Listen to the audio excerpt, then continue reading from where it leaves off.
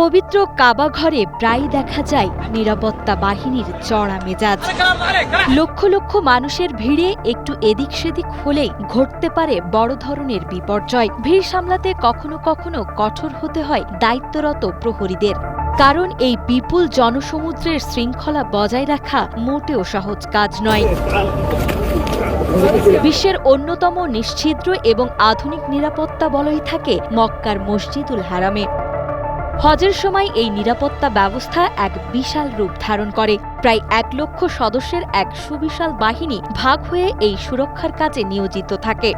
পুরো ব্যবস্থাপনাকে ৩টি সুনির্দিষ্ট স্তরে ভাগ করে নিয়ন্ত্রণ করা হয়। বাইরের চেকপোস্ট, শহরের সংযোগ স্থল এবং সরাসরি কাবাঘর এলাকা।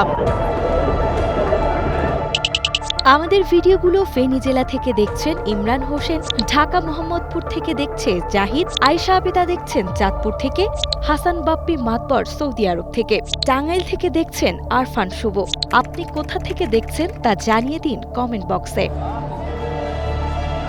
নজরদারির জন্য পুরো এলাকায় বসানো হয়েছে ৫ থেকে ৭ হাজার অত্যাধুনিক সিসিটিভি ক্যামেরা। এই ক্যামেরাগুলোতে রয়েছে থার্মাল ইমেজিং এবং ফেসিয়াল রিকগনিশন প্রযুক্তি। ভিড়ের ঘনত্ব বুঝতে ব্যবহার করা হয় আর্টিফিশিয়াল ইন্টেলিজেন্স বা এআই। পাশাপাশি কাবাঘরের আকাশপথে যে কোনো ধরনের সাধারণ বিমান বা ড্রোন উড়ানো সম্পূর্ণ নিষিদ্ধ। হাজরে আসওয়াদ ও কাবাঘরের একদম কাছে থাকা প্রহরীদের কাজের অত্যাধিক চাপের কারণে প্রতি ১ থেকে ২ ঘণ্টা পরপর পরিবর্তন করা হয়। প্রযুক্তি আর দক্ষ জনবলের সমন্বয়ে এভাবেই নিশ্চিত করা হয় সর্বোচ্চ স্তরের সুরক্ষা।